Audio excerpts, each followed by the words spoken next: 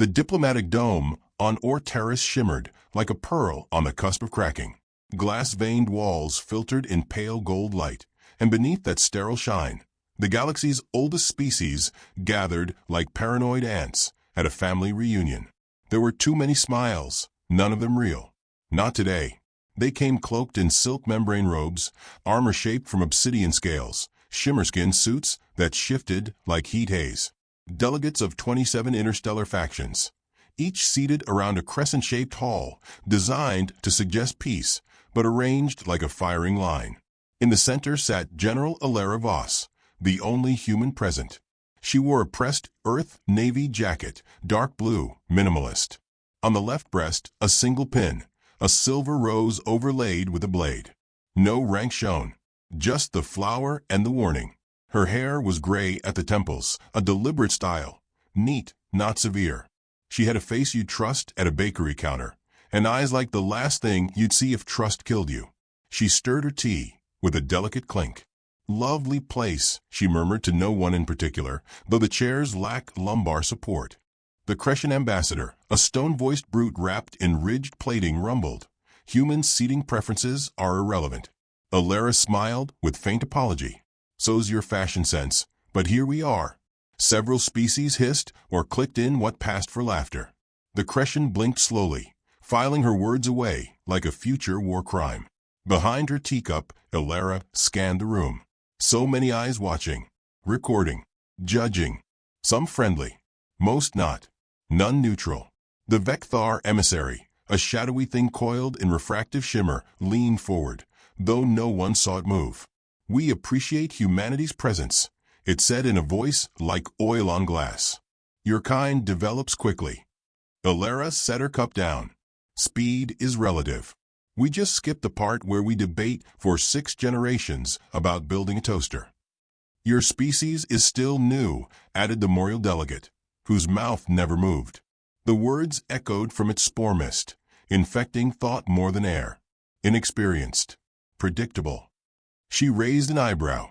3 syllables in and already insulting us. Do you hand out awards for condescension, or is it just instinct? That earned a ripple of murmur transmissions and translations. Even among the telepaths, her sarcasm took a second to sink in. The Lin of the Atari leaned forward, his silvery feathers twitching. "Let's not forget we're here for diplomacy." "Agreed," Alara said, brushing a crumb off her uniform. "So, shall we discuss the trade routes, or are we skipping straight to someone trying to murder me in a corridor?" Silence. Not long. Just the sharp pause of a room, realizing someone had spoken the truth. The Galactic diplomat made a sound like grinding sand. An uncouth accusation.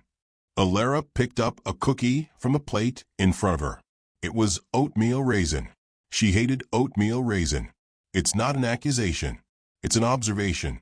3 of your most esteemed species just happened to dock military-class vessels within an hour of the summit. No crew manifests. No diplomatic clearances. But hey, maybe apex predators really like watching trade negotiations. Who am I to judge?" The Cretan chuckled. It sounded like concrete splintering. "You misunderstand. Our presence is tradition. Observational." "Mom," she took a bite. Her face didn't even flinch at the raisins. "Well, I hope your observers behave. I'd hate to spill blood on this carpet. It looks expensive." The lights flickered. Just once. The kind of flicker only the paranoid notice.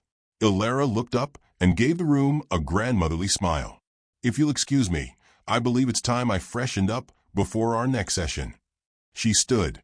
Her gait was smooth, relaxed, like a teacher leaving a room full of toddlers holding scissors. She passed between rows of alien seats. Some flinched. Others met her eyes and regretted it. The Atari watched her like a storm on the horizon. When she reached the exit arch, she turned slightly, just enough to offer a final, sweet smile. "Oh, and if any of your pets come calling, please remind them I don't answer doors after tea." Then she was gone. In the dim hallway beyond, security drones hummed like insects. Her footsteps echoed too loudly for such a soft tread. The corridors were cleaner than they needed to be. Sanitized, sterile. almost holy. She walked with hands behind her back, eyes soft, mind sharp. In her left boot, a monomolecular knife. In her right sleeve, a pressure spike. Beneath her collarbone, a subdermal failsafe. She was not armed. She was prepared. A flicker danced across her vision, a blur in the corner of her eye. Gone. The Vecthar was near. It would strike first. Always did.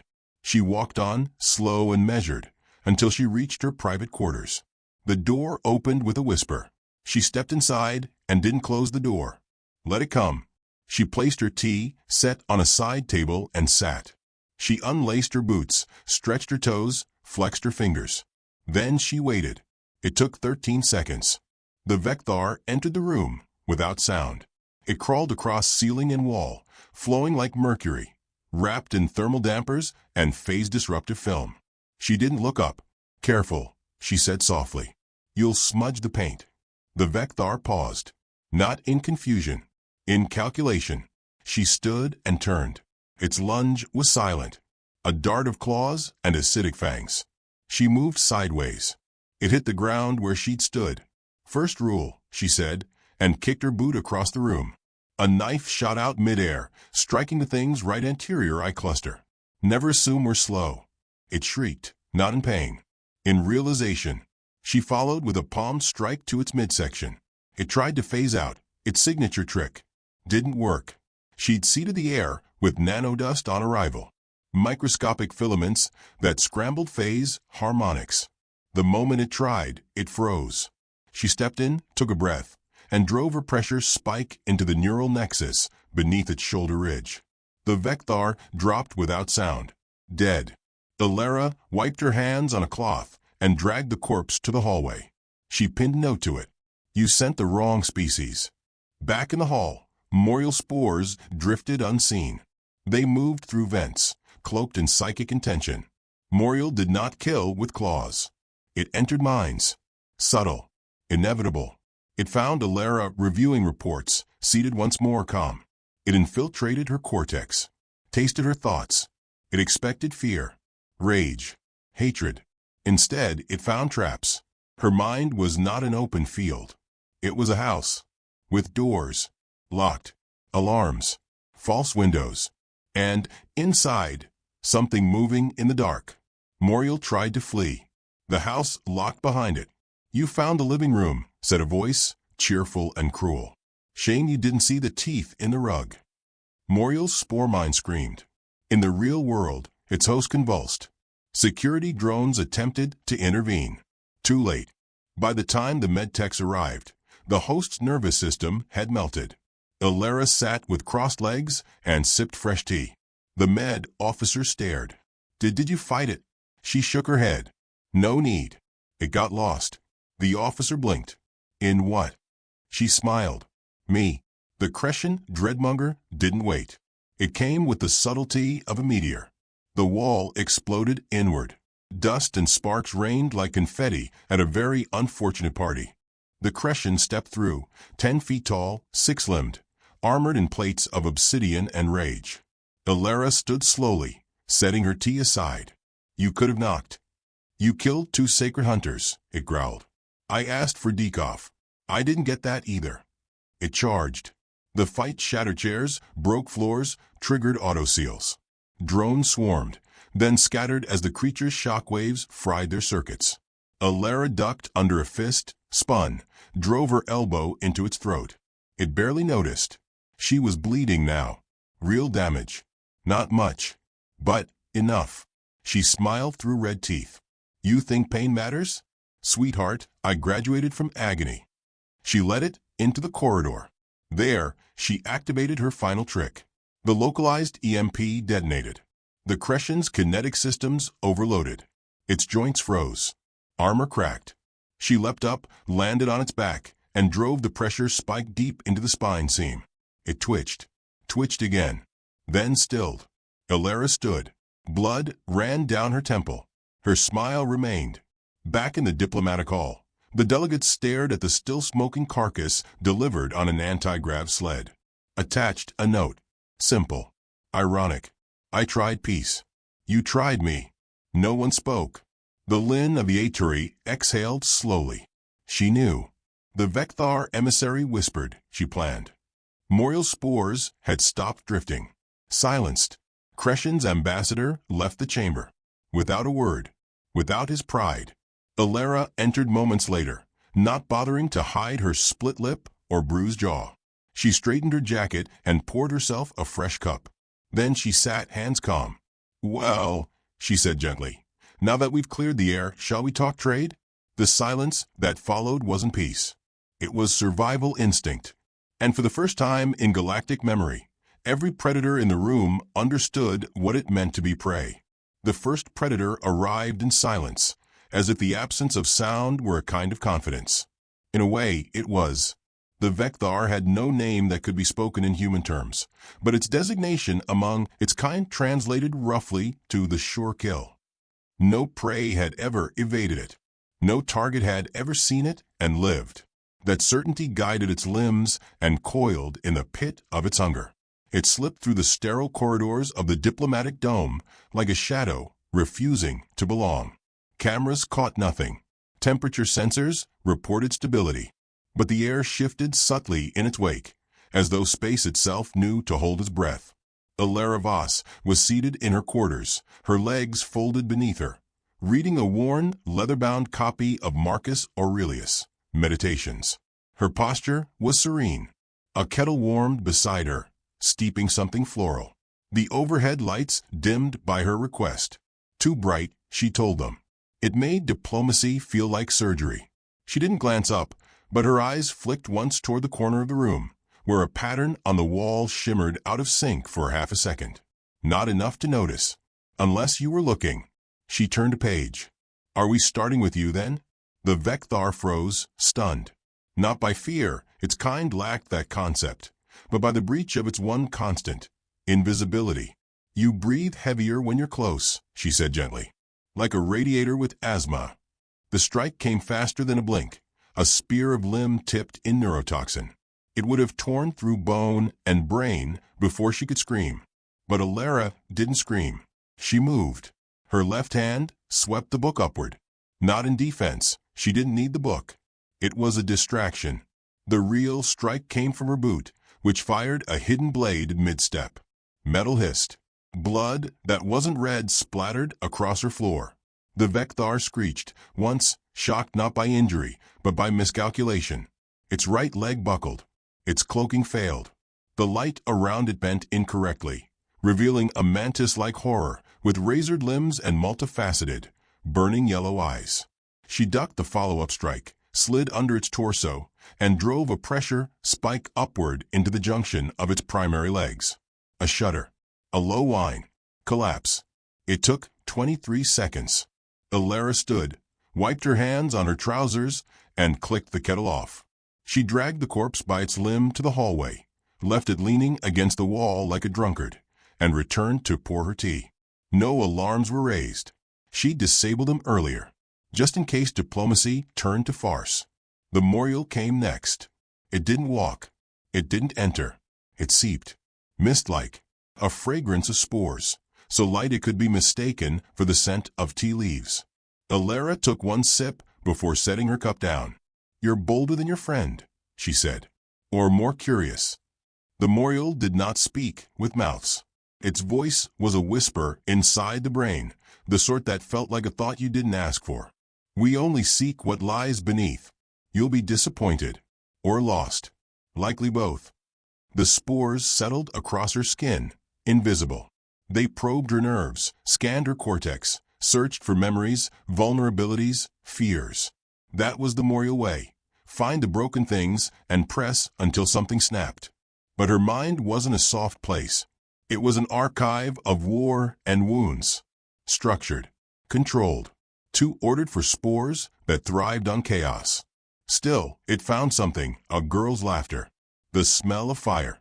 The echo of a scream. The spores pressed into the memory, eager, and triggered a trap. A flood of false memories exploded back.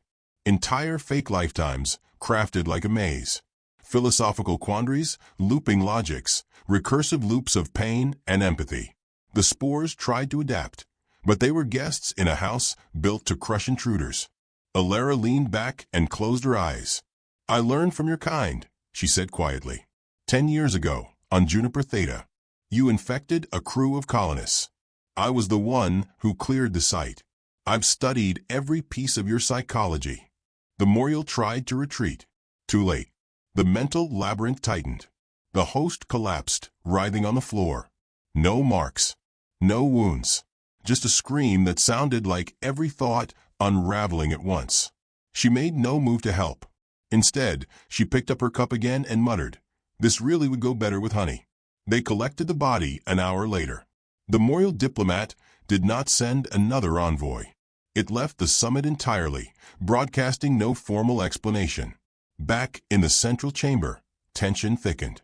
Delegates whispered through encrypted channels, trading theories that bordered on horror. Only the Crescent remained. The Dreadmonger. He made no pretense. No stealth. His arrival was thunder and metal, a walking siege beast encased in gravitational plating. His presence marked by the subtle hum of power generators embedded in his bones. When he stepped into Alara's quarters, the floor sank beneath his weight. She was seated cross-legged again, brushing a bloodstain from her sleeve with a worn cloth. "Three's a crowd," she murmured. The Dreadmonger didn't respond. His voice came not from a throat, but from modulated pulses beneath his plating. "You will fall." She tilted her head. "Well, that's refreshingly straightforward.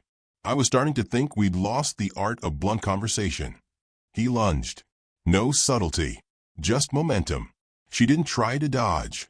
She triggered the localized field pulse embedded in her T-table. The room distorted. Gravity spiked, only in his path. The Dreadmonger hit the floor harder than expected, armor grinding as the field bent his kinetic force inward. He roared, tearing through it, cracking the wall with his neck swing. Alara rolled under his arm and leapt onto his back. She jammed a spike into the spinal port beneath his fourth armor plate. It snapped. She dropped, dodging a blast that tore a crater into her kitchenette. "Nice upgrade," she said, panting. "Doesn't make you smarter, though." He turned, slower now. She limped slightly, favoring her left leg. Blood seeped from a cut above her eyebrow. Her ribs ached.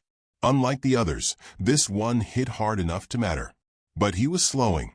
His own mass, his own momentum, now betrayed him. She activated her failsafe. A targeted pulse from her neural patch.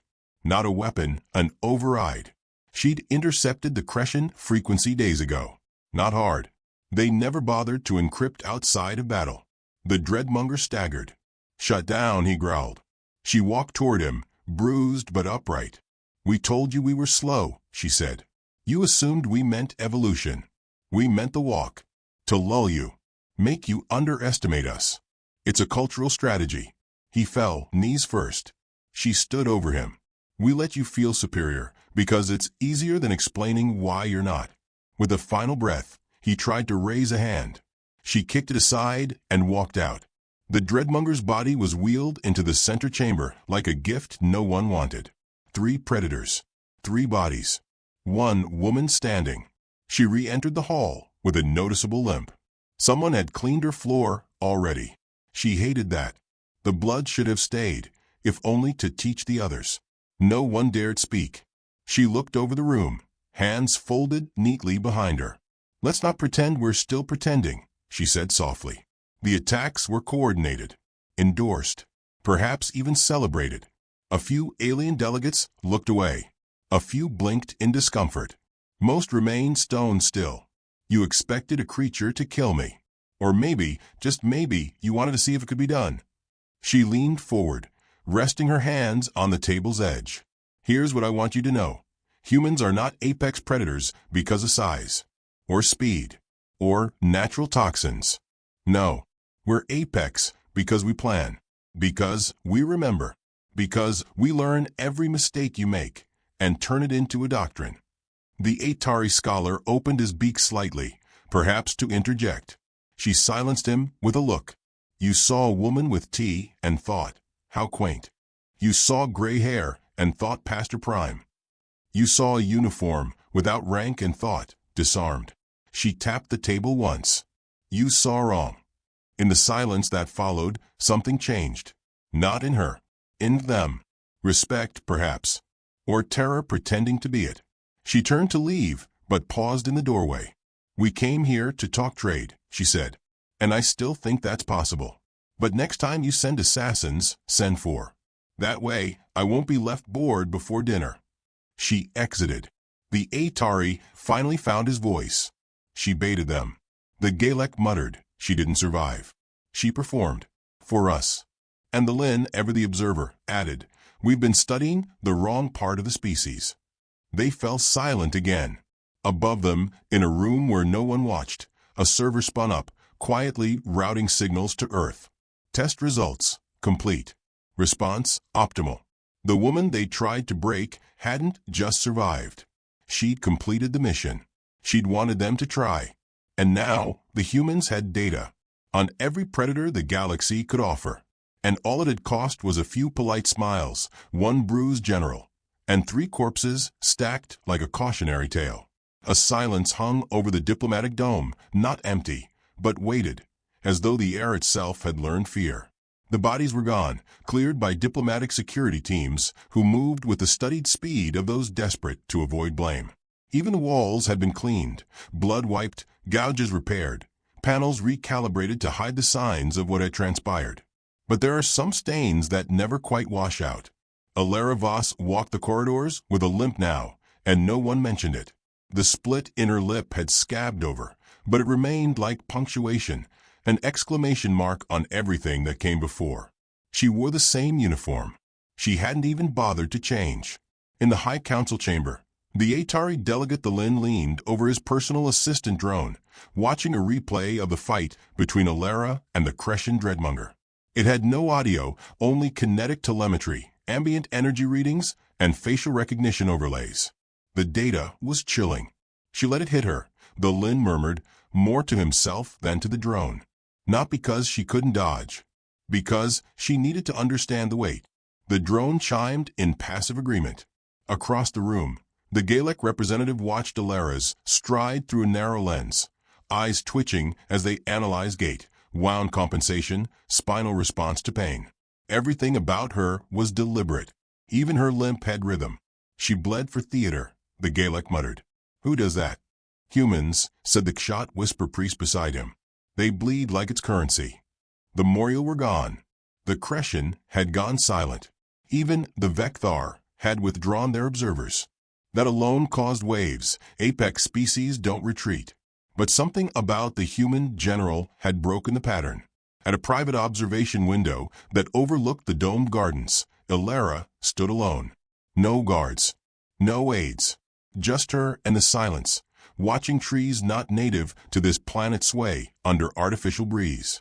Behind her, the door hissed. Most people knock, she said without turning. The Lin stepped forward. Most people aren't sure you'd allow it. Her reflection in the glass smiled faintly. And here you are. I wanted to speak. Off record. I doubt anything's truly off record anymore. But all right. Speak. He folded his arms. Why did you come here alone? I didn't. But there's no escort. No security. Oh, I brought them, she said, still not turning. They're just not wearing uniforms. The Lin hesitated. You mean operatives? I mean ideas, she said, finally turning toward him. Humanity doesn't send its best minds into battle anymore. We've done enough bleeding. Now we send blueprints, concepts, traps disguised as conversations. He stared at her, feathers twitching slightly. You orchestrated this? I planned, she corrected. They executed. You knew they'd try to kill you. She stepped closer, gaze steady. Of course. Why else offer myself up on a silver platter, if not to see who tried to carve the first slice? The Lin swallowed. You baited them. I revealed them, she said. The difference matters. A chime echoed through the halls, calling delegates back to the Grand Chamber. Alara brushed past him, slow but unyielding. Careful, the Lin, she said as she passed. Once you see the teeth behind the smile, it's hard to unsee them. She took her seat at the central table, just as the council reconvened. The chamber looked the same. But every representative now had new calculations behind their eyes. The Crescent seat remained empty. The Vecthar had left only a whisper, a broken transmission, a formal withdrawal cloaked in ceremonial vagueness. Only a few dared speak. The incidents of yesterday, began the Gallic ambassador, carefully choosing each word, were unfortunate. Ilara raised a brow. Is that what we're calling 3 assassination attempts now? Incidents. For the sake of diplomacy. She leaned in. Diplomacy, ambassador, is not served by pretending an ambush is a misunderstanding. It's served by consequences. Another delegate, one of the soft-voiced Trillari, murmured, "What consequences do you propose?" "I don't need to propose any," Ilara said. "They've already begun." A ripple of unease spread. The Crescent have ceased all transmissions beyond their core worlds. The Morial spores withdrew from trade corridors. The Vecthar cloaked colonies vanished from satellite scans. Your predators are in retreat. Silence again. Thick, tangible. She stood, slowly, hands behind her back. Humanity does not court war. We've lived through too many of our own. But we're not here to beg a seat at your table. We build our own. The Lin asked quietly, "What are you here for?" She looked at him. Really looked. To remind you what happens when you mistake kindness for cowardice. Or politeness for permission. No one stopped her as she left. Later, on the diplomatic deck's quieter tier, the Galactic watched a recorded Earth documentary Ilara had once recommended. Something about wolves. Packs. Territory. Loyalty. What struck him wasn't the violence of the hunt. It was the stillness before it. The waiting. The patience of the apex predator. He closed the file and turned off his lens. Humans weren't apex because they killed efficiently. They were apex because they chose when not to. Ilara sat alone in her room again, surrounded by the silence of aftermath. Her tea was cold. She didn't care. She pulled a folded photograph from her inner jacket pocket and stared at it. A young girl, maybe 16, wearing a cadet's uniform too big for her frame. Eyes bright. Jaw set like her mother's. She ran a thumb along the paper's edge. "See, Kira," she whispered. "Did it the way we said. No flag waving. No fire." She closed her eyes. For a moment, she let herself be tired. Then came the chime. She opened her eyes, breath steady, and answered. "General Voss," said the voice on the comm, smooth and digital. "We have movement." "What kind?" "Multiple inquiries from Atari intelligence hubs. Galactic Fleet Command has issued a notice to revise human threat level classification. Trillari sociologists are requesting Earth media archives for behavioral analysis." She smiled faintly. "And what are they calling me?" A pause. The smile full of teeth. Ilara leaned back. Fitting. She ended the call and looked out the window once more. The stars didn't blink. They never did. But now she suspected they watched. On the diplomatic floor, the Lin drafted a report. He tried to describe Ilara's tone, her timing, her restraint. Words failed. He defaulted to metaphor. "Imagine a song," he typed. "When you think is background music playing softly in the corner. Then you realize it's counting down." He sent the file to his homeworld with the tag, "Rethink Human Protocols immediately." In an orbital relay station, an automated Earth intelligence satellite decrypted the broadcast before it even reached Thalan's superiors. A tiny green light blinked on a screen no alien would ever see. On Earth, buried beneath the Rockies, a woman in a simple suit reviewed the feed. She didn't smile. She simply said, "It begins." And somewhere across the stars a galaxy blinked, because a woman had smiled, and no one had asked what lay behind it. For all the pomp of the Galactic Coalition and the shimmering facades of its high council halls, the truth of its politics boiled down to one thing: fear, dressed in robes and spoken in riddles. And in the final hours of the Orteris summit, fear had a new shape. It wasn't the monsters hiding in the dark corners of the stars anymore. It wasn't the apex predators they had spent centuries cultivating. It was one woman with a limp, a calm voice, and too much patience. Ilara Voss stood at the heart of the diplomatic chamber, staring into the hollow where the Crescent throne had once stood. Empty now. The Vecthar observation spire, dark. Moriel spores had faded from the air. The predators were gone, withdrawn, vanished. But it wasn't victory, she felt. Not yet. That would come later. Behind her, the doors hissed open. The Atari delegate the Lin approached, slower than usual, wings tight to his frame. "General," he said, "you asked to reconvene. The others have left. Only the observers remain." "I didn't ask for them," she replied without turning. "No, but they stayed." He walked to her side. The garden beyond the glass pulsed with artificial moonlight, every leaf casting two shadows. The Lin hesitated. "Are you going to tell me what you really came here to do?" Elara smiled faintly, that same gentle curve of lips that now haunted dreams across 3 species. "I already did it. I'm not sure the Council sees it that way." "I'm not sure they're supposed to," she replied, stepping forward. "Let me ask you something, the Lin. Do you remember the night of the first strike?" He nodded once. "I killed the Vecthar with a pressure spike, yes. But how did I know its cloaking would fail?" The Lin furrowed his brow. "You mentioned nanodust. Nanodust we released the week before. In the drinking fountains. In the air vents. It wasn't just me who was tested that day. You poisoned us." She turned sharply. "I evaluated you. You watched me destroy 3 apex threats, and not one of your people intervened." "Why?" He faltered. "Because you weren't sure I'd lose," she said. "And some of you hoped I'd win." He swallowed, dry-throated. "You used yourself as bait. I'm old, the Lin. I'm not going to outpace a predator. But I can make myself look slow enough to strike, valuable enough to risk, and dangerous enough that surviving me proves nothing.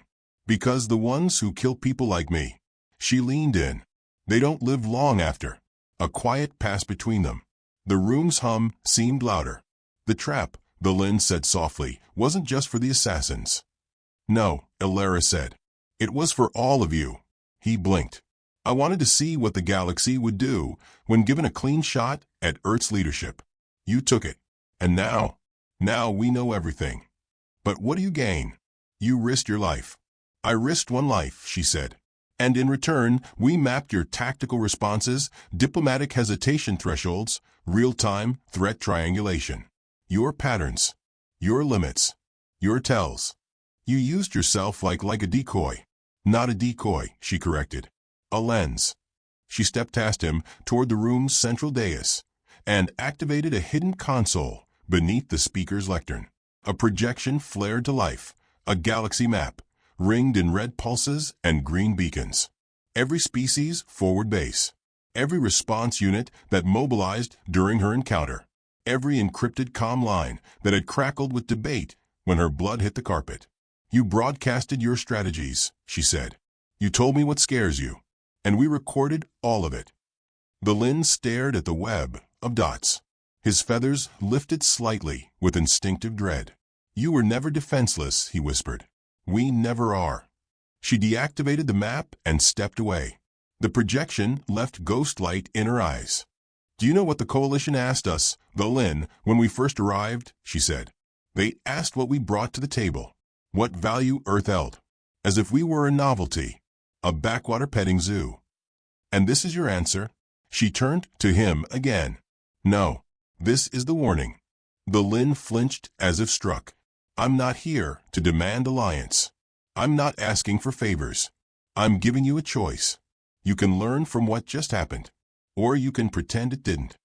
And if we choose to forget," she smiled again, the same way she smiled at the Vecthar before she broke its spine, "then you'll get another chance to remember. Next time, we might not send someone who drinks tea." The chamber fell into silence once more. Somewhere far above, in Earth's Deep Space Command, signals were already being unpacked. Analyses of predator behavior, defensive timing, diplomatic reactions. Models were running, and humanity was learning. Fast. Elara walked slowly back toward her quarters. Her steps echoed softly. She didn't limp now. She'd kept the limp until it served its purpose. It no longer did. Behind her, the Lin stood alone, watching her go. And for the first time in his long life, The diplomat felt like prey. In her quarters, Alara poured herself another cup of tea. Still chamomile. Still without honey. She brought out the same worn photograph. Kira's face smiled up at her. There was something fierce in the girl's eyes, something unfinished. She traced the edge. "I think you'd be proud," she whispered. They thought they were setting the trap. She raised the cup, toasted the photo, and took a sip. They didn't know they walked into mine. Beyond Orteris, news traveled fast. The Galactic Infonet swarmed with rumors. Earth's military threat rating rose 3 tiers in a single day. Not from open combat, but from implication, inference, fear. And deep within the coalition's strategic chamber, long after the summit had ended, a file flickered to life on a secure console. It bore no title, just one sentence in bold Terran standard. Humanity doesn't fight wars. It wins them before they start. The trap had closed, and the galaxy finally heard the click.